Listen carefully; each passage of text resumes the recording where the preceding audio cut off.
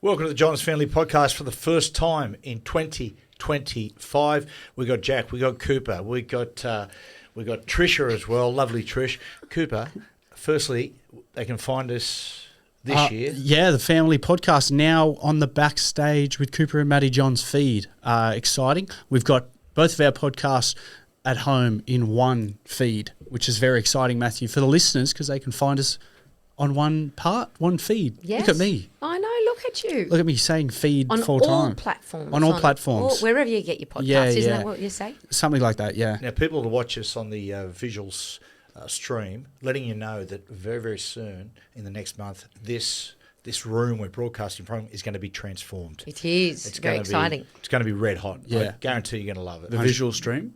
Yeah. Is that what it's called? The visual? Oh, mate, I love it. Don't you call it the YouTube, Matthew? Yeah, the YouTube. The YouTube. Yeah. The YouTube. Yeah, even with our clips, we don't want to obviously give too much away, Matthew, but let's just say you're going to be blown away. Yeah. Cooper said before, he said, Dad, don't oversell it. And I said, you're going to love it. No, Cooper's gone the next level. You're going to be blown away. You're going to be blown away. Well, we haven't got the quote yet, so we'll just see. We'll make sure. It's too high. Cancel that. Now, look, there's been some swashbuckling shenanigans for us as a family over the break. We've been away a couple of times. Today we're going to focus on our trip to Fiji as a family. We went away in a group of how many, Trish? About 140? Oh, yeah, 140, yeah. 140 people to Fiji, Bula. All to one resort too. Yeah, it was awesome. It was awesome. So, look, this year we're going to engage you with the listeners a lot more. We're going to present a question each week, and we've got some great feedback for this week. And the question this week was, did a family member disgrace themselves on the family trip away? And the reason that's going to be a theme, and we put that to you, is because, Cooper, I thought your behaviour on the trip was reprehensible. We went to this Fiji. It is a beautiful island, peaceful, tranquil. You saw more of the moon than you did of the sun. Can you just werewolf? What did you get? You were a vampire. I would say a werewolf. A vampire, has nothing to do with the moon, does it, Kava? No. Whereas a werewolf, when the moon comes out full moon, they turn into that wolf. Look, I say the moon is just the sun of the night. Do you know what I mean? Yeah. You feel what I'm saying? I love that. Yeah, look, it was not my finest moment. I just finished work for the year. I was keen to blow off some steam. Did I maybe go a little bit too hard? Don't use the word blow, okay? Sorry. But did I go too hard potentially? Did I make a fool of myself? I don't think so. No, I don't think anybody... Were you the loosest there? I don't think so. No, that's true. I don't think I came in the top three. It was. No. Hey, Coop, Holiday Cooper was a lot of fun. Thank you. After day one, I was like, Cooper, I'm really liking this version of yourself. He went, yeah, this is Holiday Cooper. Yeah, Holiday Cooper is welcome. But however, I have to say he has a thing, Cooper, where the dark mist sort of just descends. Yeah, it descends. And a couple of times we did some things, and I was like pumped, saying, "Going to at last spending some time with Cooper," and the dark mist would just descend. Example? We'll talk about it shortly. We're on a boat. yeah. We'll talk about that a little bit later. Hey, M. Johns, you weren't superb there. You were feeding the fish your vomit over the side of the boat. I had COVID, I reckon. Oh, I reckon think so. I reckon it was definitely COVID. Because after you vomited, you felt quite good then. And Cooper was laying in the boat going, oh, can we go back to shore now? I was hungover as well, but I genuinely get seasick. Like, genuine. I'm not a massive... Like, I do love a boat. I love fishing, but when I go to a certain point, and we were on...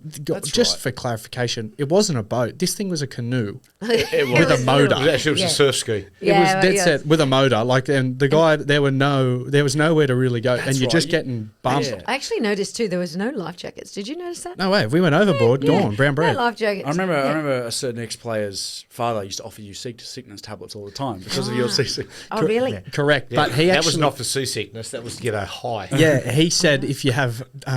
Red Bull. If you have Red Bull and a heap of seasickness tablets, you get high as. And he was trying to give them to me one day. Obviously didn't take it because I would never put myself in that position. Look after while that, I was playing. Yeah, at a fine establishment on the eastern suburbs. Yeah, just Cooper out on Terry Benders. Is that what I reckon? I reckon the most frequent question you ask me on weekends now, on a Saturday, Sunday morning is Cooper home? Oh, the minute I open my eyes. And I reckon it's 60% of the time he's not. No. Where do you go? I don't know. Usually I'm just, but look, okay, it's not my finest moment. I get that though. When I was young, when you're out and you go back to someone's place, the last thing you want to do, and you're having McDonald's at 4 o'clock in the morning or whatever, and you're listening to music, the very last thing you want to do is hop in a cab and go home. You're on the lounge, you just go, you know what, I'll just sleep here and I'll go home in the morning. And someone was shagging you, Trish. Let's be honest, you were having more than a quarter pounder, especially when I got involved. I was having a fillet of fish. Big Mac. Oh my God. Trish. What is wrong with you? you? Dirty dog. Well, Coop, what about you? Your little time in Fiji, you became the king of Fiji over the course of 5 days. It all started off with a gym session. Believe it or not, he did a gym session day one, which he hasn't been in the gym for about 12 months. And one of the ladies in there was asking him and found out he's an ex-rugby league player, and he offered to give him some gear. Next minute, it turned into the giveaway of Cooper Johns over the course of the 5 days. Did she ask, or did Cooper offer that information? She wanted gear. No. No, but she wants football stuff. She wanted training clothes as well. No. But look, I'd actually been to this resort before. I've spoken about it on this podcast. Oh, that's right. This was the Honeymooners Resort where we were, where me and Harry Grant accidentally booked in 2018. That's right. And everyone thought we were a couple. So there was a lot of workers still there who actually remembered me from that trip, because I gave a lot of gear out there too. Truly. So look, I took over a bucket load of gear. You did a bag, actually. A giant bag of gear. Yeah. And I was so did a few other people over there, apparently, too. A big bag. And I was giving it out to the workers there, which, look, I didn't want free drinks, but in turn, the result of me doing that, I suppose they thought it was like some sort of bribe or blackmail. They ended up giving a lot of us in this room free drinks. Or a kind gesture. Yeah. Well, I would say to Cooper, because I'll give some stuff. I said, just hold on, wait till 12 o'clock and we're going to have our first drink, and then just take it to the bar. Cooper go walk up and give it to the guy, and he'd just be beside himself. And every time I walked to the bar, give him the old wink. Yeah. And he would just bush. Yeah, there was one. Mate, the pina coladas were just flowing like lava. There was one point where Dad was up at the bar having a drink with some of his mates, and then I was having a nap in my room, a well needed nap too. Dad was ringing me, mate, can you bring some of your gear up for this guy behind the bar? I've told him that you want it, that he wants it, and I was like, mate, I'm not a piece of shit that you can rent out to everyone. I had to run up, which was like, he was very nice. The resort was long. Yeah, but he stopped giving me free drinks. We needed more gear. Yeah, obviously. I mean that. No, but that is. I mean, it wasn't a bottomless cup. He after about 3 or 4, he stopped giving it, and then I said, "Hang on a second," and I rang Cooper. Next minute, Cooper comes, and another 4 or 5 drinks. Boom! You're welcome, guys. Tax return. I'll send an invoice. One more thing. While we're on the Fijian workers, there was actually quite a nice moment when all of us, and as well as Gordon Tallis and some other guys who were on the trip, we ended up playing a giant game of Fijian touch football. Yeah. And the kids, a giant game of Fijian touch football against a lot of the workers there. Yeah. Is Fijian touch football different to normal touch football? Well, we'll get to that, Trish. Look, Fijian touch football, let's just say that they're loose with the rules. It's fair to say the rules are laissez-faire. And how it started, the Fijian, they were just working away. And one of the young blokes brought a ball out, and I said, come, let's go and have a kick. And the moment they spotted the rugby league ball, they come from everywhere. Ended up being a game of about 25 aside. Yeah, it was 25 aside. And look, we sort of split ourselves. Jack and Gordy Tallis on one side, me and Dad on the other. Which team won? Oh, look, won. Which one won? I have no idea. There were so many forward passes and offsides. I just completely lost. There were some nice passes. passes. The style, Trishy, of like Fijian touch, similar to like the way they play in the sevens. It's very low percentage plays. So high offload rate. There was lots of passes. High risk plays, which when they come off, they look unreal. Yeah. But the completion rate was very low. Very low. I chipped them about that after. I said, guys, you've got to get your heads on. Yeah. Completions had to be 85%. Now, one thing that I respect about Matthew is, now look, it was a very fun, loving game. Everyone's smiling. If there's a knock on, yada, yada, everyone's laughing. I have never seen Matthew Johns take something so serious as he did this game of touch. He was at first receiver, at every single play. Give me the ball, Cooper, Oh. two pass.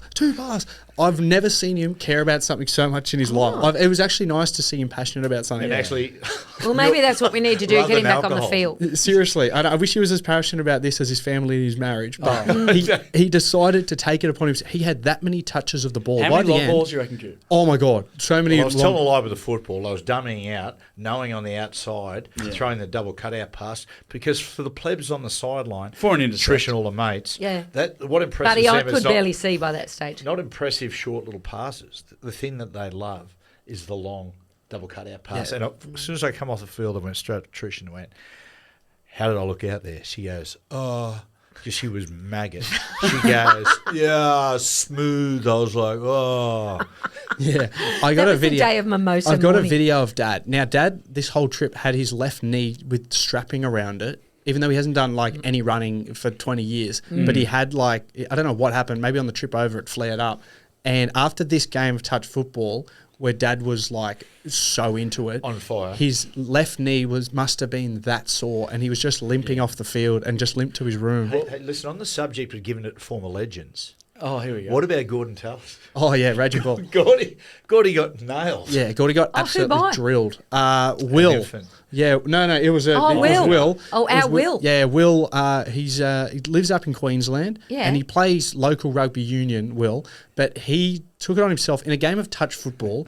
That as soon as Jack gave Gordy a hospital pass, and Will flew out and just drilled Gordy so hard, put him straight on. Will's his a back. big boy. Yeah, Will's a big old boy. Yeah. He got Yeah. engaged on that trip too.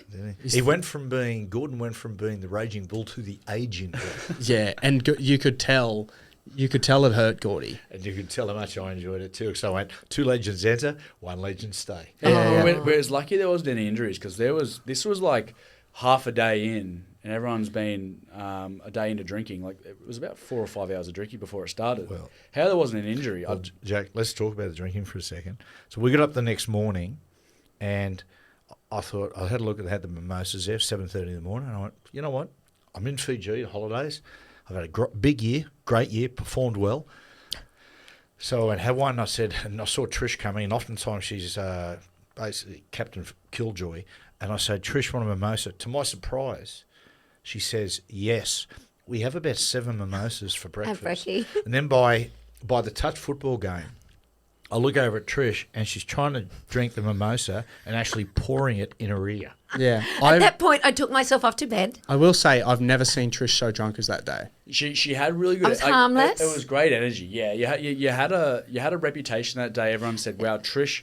Usually by like what was it, day 3 or 4, you're sort of starting to dip a bit. This was like she woke up that day and it was like, this is the day I'll make the most of this trip. Yeah, there were just lots of swear words. For me, I've yeah. got a filthy mouth with You a do- drink. I'm so sorry. I do apologise. Yeah, she just like lots of every second word was like, Oh, please don't say.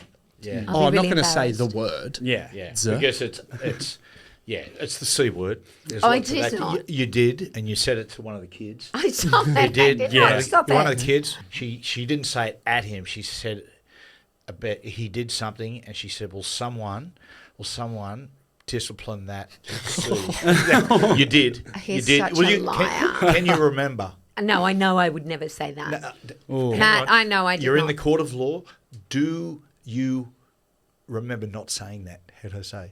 I do remember not much of that remember time? saying it, Your Okay. Honour. Do you remember much that afternoon? Yes, I remember. Did you not put the mimosa in your ear? I attempting did. to put it in your Well, mouth? don't. It wasn't exactly in my ear. It was more towards my cheek. 15 minutes later, And you took yourself to bed. The eye-hand coordination was off. You said it. Guys, it's time for our the listener feedback. The question, which of course people was, when has a family member disgraced themselves on a family vacation? Let's do a couple here. We'll do one later. They're very, very good. This one from Todd in Greystones. He said, great to have you guys back. Thanks, Todd. We as a family visited Hawaii in 1991. Dad woke up extremely hungover on day 3 and suggested he and I go to Sizzler for lunch because Sizzler, they've got a Sizzler. Well, Sizzler's an American company. Yeah. And I remember going to Sizzler in Hawaii and it was shocking. And he said, we went to Sizzler for lunch. Dad was in a bad way, sweating bullets at the table, and then he got up to get some potato wedges and actually shit himself at the salad bar. Oh. Trish happens actually a bit. You shit yourself 2 days ago. Oh, I did not. Where was it? Kitchen. it was at home. Can you even really shoot yourself at home? I don't think so. Yeah, believe me, you can. Chief actually once shit himself. That was the point I was alluding to. Shit himself. He took creatine, which is a supplement, and actually goes right through. And Chief's walked to the salad bar on the way back, shit himself. And people are like, "Oh, it's Paul Herring. We get a photo." Anyway, talking about King Shitter, you. I shit myself all the time. Proud of it. Oh. And thank you to Todd and Greystones. I should say Brownstones. This one, it just come to me. Actually, when I read that, I thought I'm going to do that at the end. Did you? We'll play. But this one, another one. Oh, look, first one from England for the year. Barry the Saint of St Helens in England. I hope to see you in Vegas, Baz. About 10 years ago, I took my 59-year-old father to Australia for the first time. It was July, and we planned to go to a few NRL games. I've got to tell Dad, Oz is very cold in July, particularly out west, and he'd pack for summer. We went to a Friday night match out at Penrith. He wore a white singlet, cut-off jeans, and a pair of reef sandals. I didn't have the heart to tell him he looked like a nonce. Oh, nice. Yeah. Oh, what? Yeah. Don't say that. Well, guys, it wasn't. I just want to say this, get off my chest. It wasn't all fun and games in Fiji. There was a moment. I spoke to you guys about it because how many people? 140 people. Yeah. Mix of people, lots of people, fun people, handsome people, ugly people, and anyway, we're standing there. It was the end of a long day, and there was myself and a guy we'll talk about shortly, a fella called DJ Penny. Is that it? Yeah, DJ Richie Penny, bro. Yeah, he's great. Or like I suppose that's his stage name. Yeah, I haven't seen. I think it's Richie. I haven't. Yeah, Richie Penny. That's not it's played the penny part, isn't it? Yeah, I haven't seen his birth certificate. I'm pretty sure it's his real name. I don't, unless he made a stage name. Timmy Trumpet's real name, Smith. Yeah, well, but is it Timmy? Yeah, yes. Tim. Again, that name's not in question. It's probably the Trumpet. And like is Fisher. it Timmy Smith? Is that his name? Yeah. Oh, like the former Parramatta half. Yeah. Jimmy Smith? No, Timmy Smith. Yeah. Timmy Smith, who he actually coached me when I was at Melbourne in the under 20s. Tim Smith. He still holds the record for the most try assists in a game, I believe, Tim Smith.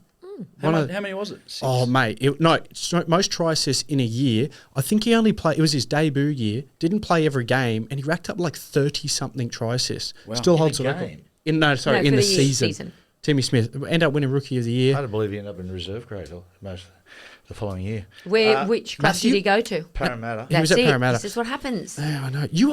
I will say, Matthew, lots of bitter comments from you lately. You've turned this last 6 months. He's getting quite. I agree. He's getting very dark. And So I'm standing there with DJ Penny, and he doesn't want a therapy session. And anyway, there was a woman there, very nice person, and she was talking. Look, she was very intoxicated. And look, let's just face it, she was driving me mad. She was talking about business, and developments and stuff like that. And I just couldn't. I was trying to give off the vibe like, I was crossing the arms just to say, this conversation you weren't interested? driving me mad. And a person doesn't get the cues when they're mega drunk. She was going, no. And I just I had to break away. And I walk outside, and there's a group about 15 young blokes out there.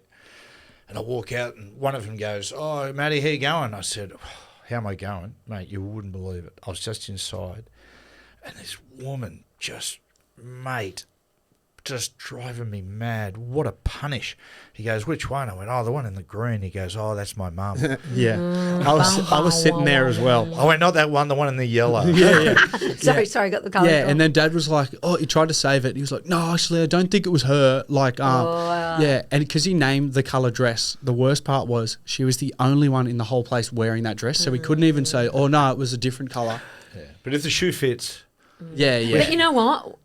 We saw her last week at a dinner, and she was all fine. So I'd say she was so drunk she doesn't even remember that. So it doesn't matter. She was true to form because she was pretty drunk the other night as well, and a little bit annoying. Can I shout out, while we mentioned DJ Richie Penny, shout out to him for coming. He came over and performed for 2 days, did some DJing for us. Yeah. Outstanding stuff. Very good. Because he's not used to... He wouldn't be used to DJing for that sort of demographic. We were over there for a 60th.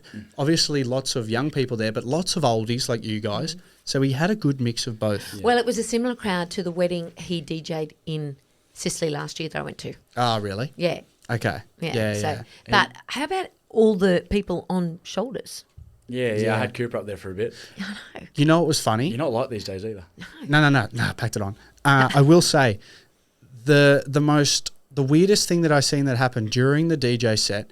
So everybody knows Universal. When Eagle Rock comes off, everybody takes your pants off, right? That's a Universal. Where that started, Never knew that why? tradition. Yeah, it's an old tradition. Jack, do you remember? So we got a lot of the old guys got their pants off. Me and Jack went, we'll just join in. We got our thing. Everyone's down to their budgie smugglers. Yeah. Dad freaked out. He probably didn't have undies on the budgies. No, it wasn't about him. He was weirded out by everyone else doing it. And he was like the most unassuming person, a man who always trips down to his budgies for comedic effect, thinks it's hilarious. Literally. And as soon as Eagle Rock comes on, everyone got the pants off.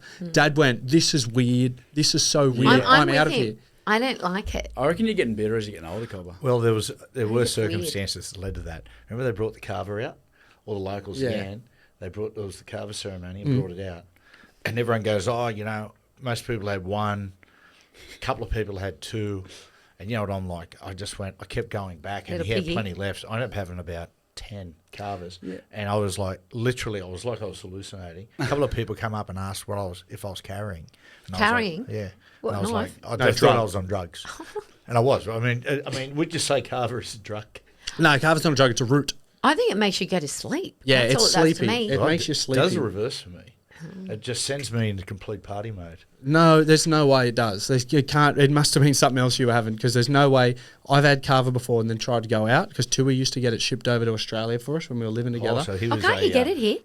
No, you can, but like you get the good stuff, the good from Kava, Fiji. because it's a root that they grow and it grows best in that tropical environment. It really is like muddy water, isn't it?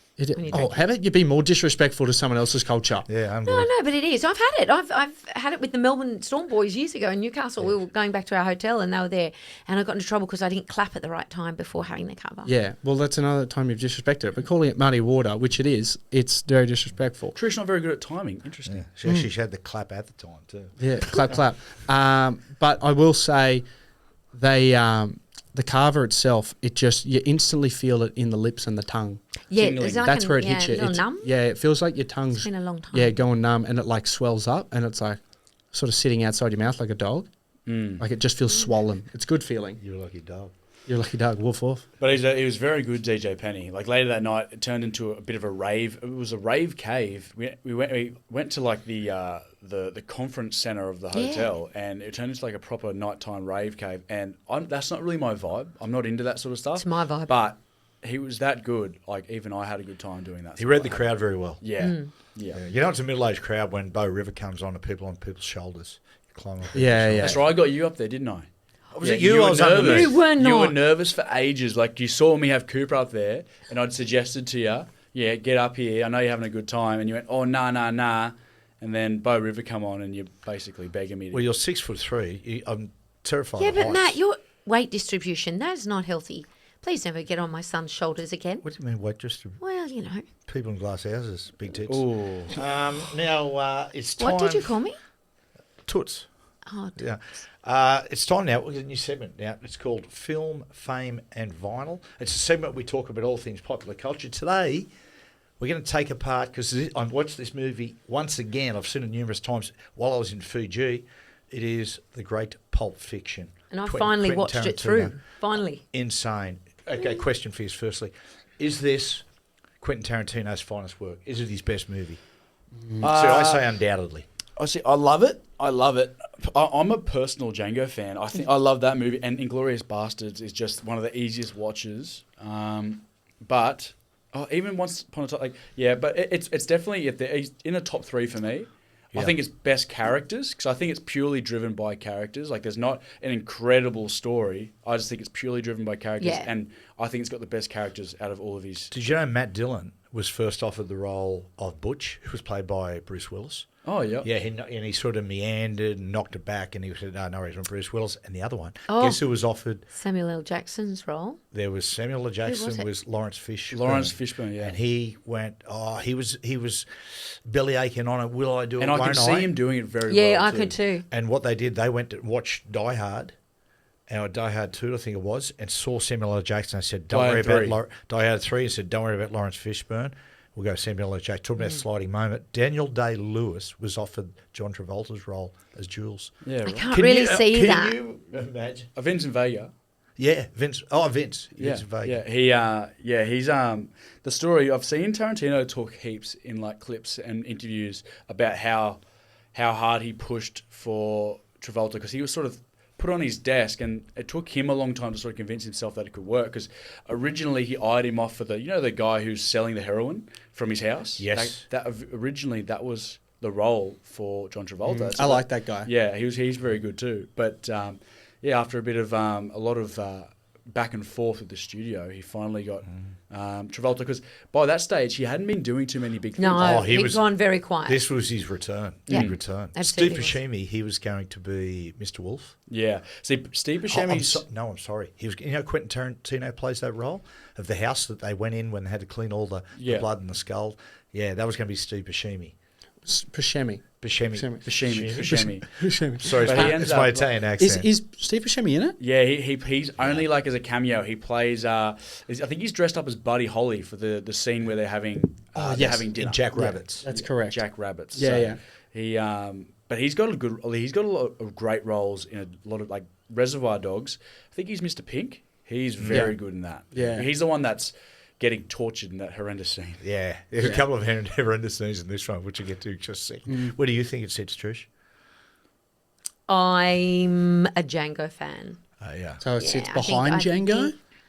Yeah, well, as I said, it's like in the last month was the first time that I've watched it right through. I've seen snippets of it. I obviously know the dance scene. Everyone knows that, which I think is one of the greatest scenes. And I'd seen little bits, but I hadn't seen the entire movie. You know, I think it's one of those rare movies. The more you see it, the better it gets. Yeah, I could watch it again. You just can see the scenes coming up. Well, there was one scene that sort of turned me off a bit. Well, I think you can let's guess get to what that this. is. Yeah, go to it. let's go to Jack's favourite scene. People, it's the basement, the Gimp, Yeah. Z, Yeah. and Maynard. Now, of course, Maynard is he's the guy who captures him, and the guy when the sodomizing going on, he's like, "Ugh, yeah. He's the owner of the shop. For context, for people that haven't seen it, if they're listening to this, they get captured. Bruce Willis's character and what's the other actor who plays? The other main character, Marcellus Wallace. So they get captured. They're like fighting, and then they end up in this pawn shop. They get knocked out, and they end up like prisoners of these really sick people They are who sick. sort of torture. And they've got a gimp there. I don't know why the gimp's there. He's in a gimp suit in a cage, It and then makes the scene, I think. I think it makes the movie, because what it does is it takes a complete U-turn from what everything else in the movie's been doing. It's like this sort of half gangster flick / society sort of thing, where like all the conversations are pretty mild in terms of context, but the ending, like, because Bruce Willis's character, it's sort of like, oh, yeah, he's here, but why is he here? Like, it wasn't really one of those, it wasn't central to the story where you're like, Vincent Vega, and they had really good lines, and they sort of built their own scenes really well. Butch was a character sort of sat outside of everything. Yeah, he sort of sat outside, and everything was a bit mild until you get to that scene, and it just blows the end of the movie out of proportion. See, I think the bit where you go, oh my God, is when they're facing a certain direction, and they've got the cue ball in their mouth here, Marcellus, Butch and Marcellus, and he goes, you better get the Gimp.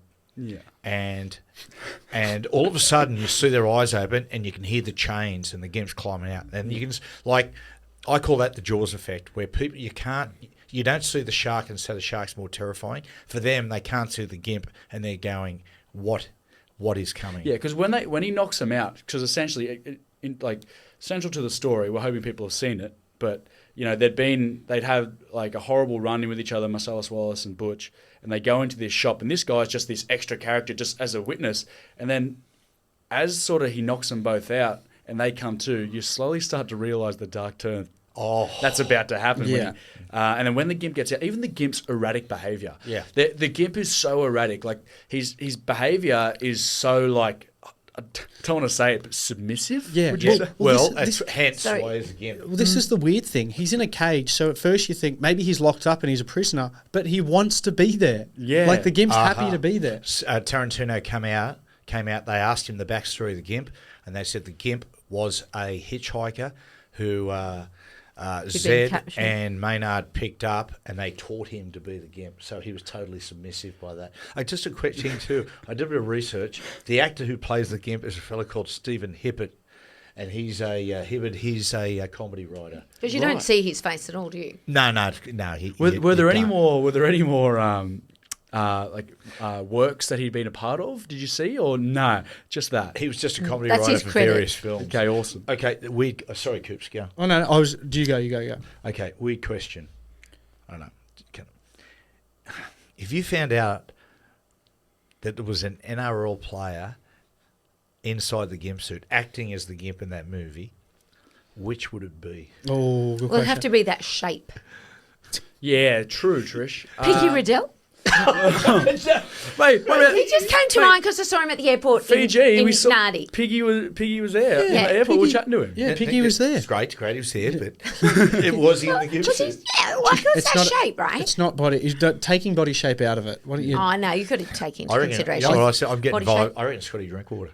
Oh, yeah, drink out. Cheeky. Yeah, sort of gangly. Yeah. Although there's a little bit of Toby Sexton about him. Oh, I was thought you were going to say Toby Rudolph, which it definitely could have been. Possibility, yeah. I think a man who gets a start on this podcast a lot, the contortionist, Oh, no. the contortionist, Tyron Wishart. I mean, talk about submissive. No, because you'd see that blonde hair flicking out of the, the GIMP. No, It's a it's full a complete mask. suit.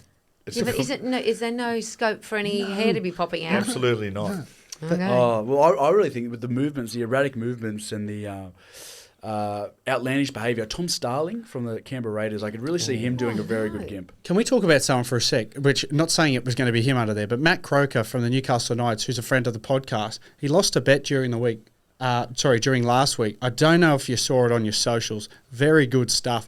He lost some sort of bet around training, and in losing this bet, he had to upload a video of himself on his socials dressed in like the worst possible kit that Jacob Safidi and the rest of the boys had bought and picked out.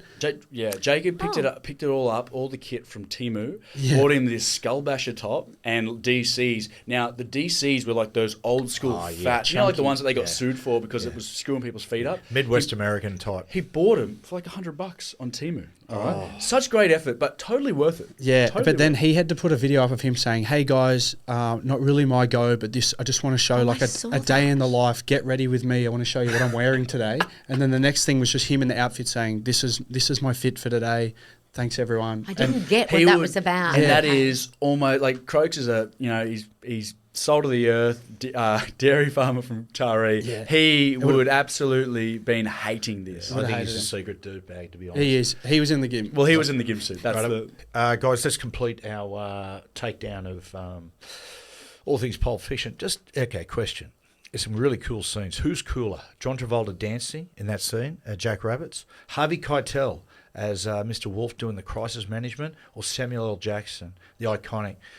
And God will strike ye down with mighty vengeance. What is the coolest? I think Mr. Wolf.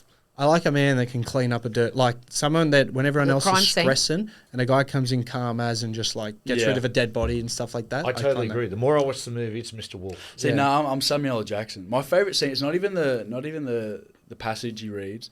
It's the bit where he's asking him big Hawaii burger or whatever. Big Kahuna Burger. Big Kahuna Burger. It is delicious. And he's asking, and he has a bite of it, and then he goes, "I would like try have some of that delicious beverage to wash this down." Yeah. Like those little things. That's what makes those two characters just so entertaining to watch. What? I dare you to say that one more time, and I'll shoot you in the head. What? Sorry. What? I don't understand that one. Okay. Trishy? Oh, yeah, dance scene for me. Yeah, I knew you'd say the dance. Yeah. That, I mean, I'm a cliche. What can I say? but that Travolta pays for himself there. Do you know what I Yeah. mean? Like, that's like no Does one it- can dance like Travolta. He makes it. Righto. Because he's sort of character had been like sort of that insecure sort of type of character throughout the whole movie. Like he wasn't sure. He was always unsure about things. Like unsure about taking Marcellus Wallace's partner. Unsure about all these little things. And that's what a lot of their conversations were about. Like whether that's okay, something's okay, or But when he does that, he sort of just breaks free. Righto, let's do that Matt. conundrum. Oh, Yeah. sorry. Do you think you and I could do that dance? I reckon I could. I reckon I You're could. a little heavy set these I reckon days. I could. Yeah. What? You've made her insecure. You're looking awesome. You do. You're looking fantastic. Yeah. Yeah, I don't need to hear that. I just want to dance. Jack just says you said it before about some of the conundrums. Where Vincent goes out with Marcellus's wife, who's played by Uma Thurman. Uma Thurman, of course. Kill Bill. He's on the cover, yeah. Kill Bill's another example of another great movie. I've never watched those. There was like about 4, wasn't there, or 3? Yeah, there's about 4, I think. And anyway, it comes out that Marcellus, he said, I'm really nervous about this because Marcellus once killed a man for giving Uma Thurman's character a foot massage, for giving his wife a foot massage. And Samuel L. Jackson goes, what? That's a little heavy-handed. And they start to argue about giving someone's wife a foot massage. Okay, do you think giving someone's wife a foot massage is out of order? No. I think so. I think giving someone's Really? girlfriend a foot massage is out of order. Really? Yeah. I I'm tend to sure think- someone's given me a foot massage. Yeah, but Because God knows you won't. okay, let's imagine that you came home and walked into the house and I was given, say, Marty's wife 2 doors down the road, Robin, like a massage, just me and her alone massaging her feet. No one else in the house. Yeah, no one else. What would your reaction be? Yeah. So you get. Yeah. No, Just weird. by your Weird, reaction. because you just don't give anyone foot massages because you're selfish. So I would think weird from that aspect. So you would not Am be I jealous? jealous? No. Okay. Well, what if? No, I'm not jealous. Okay. What if it was like a 26-year-old model? Yeah, There you that go. wouldn't be amazing. Yeah. There you go. Exactly. Now you're jealous, aren't you? What about you, Jack? What if someone came, if someone gave Jem a foot massage, like not in a clinic or anything like that, just would you? How would What that? if it was Cooper? Guilty. I'd kind of, if it was Cooper, I'd kind of just laugh. Because Cooper's Australian. Like last night, me and Gemma are in bed. Cooper just knocks on our door and he goes, "Hey that's how it guys, starts. what's going on?" And we're like, "Oh, come in." And he just sat there and started chatting to us, just about our lives, just really casual chat. It was kind of sus, but like, yeah, it would be weird. It'd be weird. I don't think you'd be jealous if it was me. Say if it was Nah. say you walked in and let's say you're back at Newcastle. You're living with your old friend Dylan Lucas at Yes. the Newcastle Knights. You walk in, Dylan, undercover dirtbag. You walk in, undercover dirtbag Dylan is massaging Gemma, your lovely partner's feet. Are you... You know what? If I walked in and even if it was on the couch in our old place, I'd kind of go, "Hey guys, what's going on?" Yeah, what about if she was going, "Oh, that is amazing! Oh my God!" Yeah. See, Dill's such a good bloke. He would do it, and I don't know. Yeah, it depends on the character. That's what it's like. For Matt to give someone a foot massage, he's not doing that.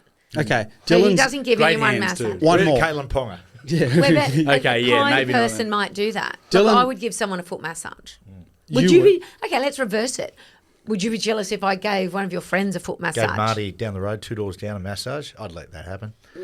And Marty was Crowy. naked. I'd let it happen. Oh, stop it! I'd, Don't say because things I've seen like it before, and no offense. Yeah, I think it's weirder is it weirder if a guy is giving the girl the foot massage or the girl is giving the guy a foot I massage? think the second one. The girl giving a guy? Oh, I you think think that's so. weirder? Yeah, I think that's weird. So because we're naturally carers, like I'm bandaging your foot, I'm putting Band-Aid on your grazed knee. You know what I mean? Because I remember this Right. back in COVID when we were playing at the Melbourne Storm on a night out once, we were having a big piss up. One of the young fellas went up to one of the boys' partners and just started casually massaging her shoulders. Oh yeah. And everyone was going, "What the hell?" And then from there, everybody went at him for like the weeks after, saying he was a really? creep because he was massaging one of the boys' missus' shoulders. Was there context? Why was he massaging? Even she didn't know why. Oh really? So That's- even oh, no, that's she creepy. didn't know why, and he was just blind, having a good time. Oh. He didn't mean anything by it, but he copped it for a bit because everyone was going calling him the massager Yeah. and saying he was creeping him out, which he wasn't. But it was a strange thing to do. It was a strange thing to do. and I feel like feet's even more seductive than shoulders. Oh no, I disagree. I think So feet weird from are Aaron ugly, Booth. really. Just- No, it wasn't Boothie. Okay, let's put the full Feet are stop ugly. on Pulp Fiction. Who gets the gold medal as far as characters? I'm giving it to Travolta because it was his comeback too. You know what? The Gimp. The Gimp just steals the show. He Gives in it does. for 5 He's a minutes. comedy The Gimp's writer. not even 5 minutes. I reckon he would have under 30 seconds of screen time. He doesn't And say anything. All up. He's a physical actor. No lines, just a bit of a giggle before he gets. All you hear is the whole time too. I'm going Bruce. I like Bruce Willis's character in it. I like Bruce Willis's character. A bit of a rebel, doesn't conform to societal norms. Decided to go behind the gangster's back and do some shady stuff. I've always said Butch, Bruce Willis. On about the 10th watch when I was watching Fiji, I went Samuel L. Jackson. But he's insane. Guys, just quickly, listener feedback number 2 on did a family member disgrace themselves on the family vacation? A couple of doozies here on fun parks. I've selected these. Julie in Margaret River says, as a family, we did a trip to Disneyland in the mid-'80s. Myself, Dad, Mum and my other 2 sisters. We lined up early and we were the first in the fun park and we were having the best day of our lives until Dad ruined it. He started... I can't help but laugh when it said this. He started drinking heavily. That's a great term. He started drinking heavily while we were enjoying the rides. I was giving a warning by park security about his obnoxious behaviour. I love this guy. I really love him already. And then an hour later, we were told that we were thrown out of the fun park because Dad put his cigarette out on Pluto. Who's Pluto? Pluto's a character. He was character. Oh, no, how rude. Oh, the Pluto statue or the Pluto in a suit? No, I'd say the person in the suit. Ouch. Yeah. Okay. Have a look at the camera there, Coop. Have a look at the way Cobber's been sitting for the last half an hour. I can't wait to see what some of the comments are going to be on that sitting style. Just quietly, for those listening, Dad has his knees inverted like a school child, kind of like they look weird. They look pigeon-kneed. Next one, guys. This one from Big Al. There's no mention of city or suburbs, probably because this one is rather sensitive. But again, I love it. Hey, boys. Hey, Trish. Hey. Hey, Big Al. Mid-90s, our extended family did Christmas on the Gold Coast. There were about 20 of us, cousins, uncles, etc. My auntie was having a really difficult time at the moment because she was going through a rather ugly divorce. Ooh. But she was thrown out of Dreamworld for being caught having sex with a man in the men's toilet. Oh. Oh, God, I love these people. We laugh about it now, and the good news is she married again to a top bloke. No, not the bloke she was shagging in the shitter. That was the one I was going to ask. There you go. Oh. Okay, family member. Who's most likely to have sex in the toilet? Cooper? Cooper. Guilty. Cooper. No. Yeah. Cooper. Right. Male's toilet. Fiji. Oh. Leaving Fiji. Yeah. Let's give a shout out to, because we rocked up where we were staying. We were outside of the city centre of Nandi, right? Nadi. What did you say, Nandi? Nandi. Yeah. We call it Nandi. They call it Nadi. Yeah. Talk about being sexually charged. Sorry, brother. What's it with Dad? How horny are you at the moment? Horny. There's going to be so many things cut about you from you today, I love so many. No, there's not. Where's all the sexually explicit stuff coming from? You used to be a feel-good guy. You used to be the people's champion. Feel good. Anyway, Phil Gould. I just want to say, so when we got to the airport, there was, in the line for our flight, there was 150 metres worth of schoolies who were just finishing their trip. We ended up booking the schoolies flight back to Australia. Yeah. Now you can imagine 150 18-year-old kids. We walk in there and a lot of podcast listeners just quietly, but absolutely hammered, and they all thought we must have been there at schoolies. They didn't look at us. They looked at the bloke wearing a party shirt with 3 buttons down on his top. Yeah. And Maddie's his jewellery. It's King Thule. Geez, sad place though, wasn't it, Coop? In that line, there was a few of them there. You could tell they'd had a big trip. Big trip. There is nothing sadder. Just like people over New Year's who went to festivals like Beyond the Valley, Lost, and things like that. The trip to schoolies, the trip to any holiday is such a fun, exciting trip.